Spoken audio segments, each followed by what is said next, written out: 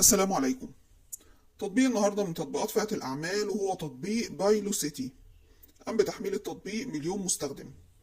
ما تنساش لو انت مهتم تتعرف على التطبيقات المفيدة والمهمة من تطبيقات متجر جوجل بلاي، اشترك في القناة ودوس لايك للفيديو. تطبيق النهاردة بايلو سيتي بيساعد الموظفين في أي مؤسسة وبيديهم الحق إنهم يعرفوا معلومات عن المؤسسة بتاعتهم على مدار الساعة طول أيام الأسبوع. بيدي الحق للموظف إنه يعرف معلومات عن الموارد البشرية، عن الرواتب لو حصل تحديثات في الرواتب. من حق الموظف إنه يعرف الراتب بتاعه الشهر ده كام، ساعة الدخول والخروج بتاعته اللي اتأيدت أو اللي احنا بنقول عليها الإمضة كانت كام.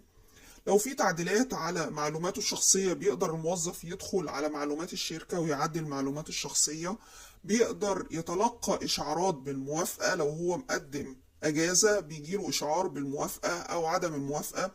بتوصله إشعارات بمواعيد الاجتماعات والتحديثات المهمة اللي حطها القادة بتوعه أو المديرين بتوعه في معلومات الشركة.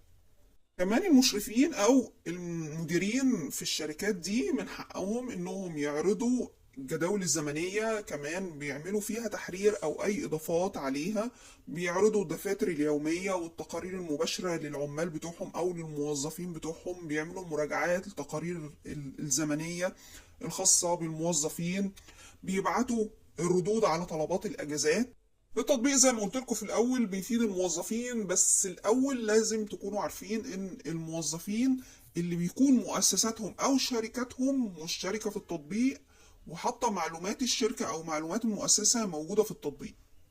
يعني الموظف عشان يوصل للمعلومات ديت او يكون له الحق في انه يعرف المعلومات دي عن الشركة لازم يكون صاحب الشركة او صاحب المؤسسة هو اللي مديله الحق في انه يعرف المعلومات دي عن الشركة. لو أول مرة تتعرف على التطبيق واستفدت من شرحي ما تنساش تدوس لايك للفيديو عشان يوصل لعدد كبير من الناس هم كمان يستفيدوا. والسلام عليكم.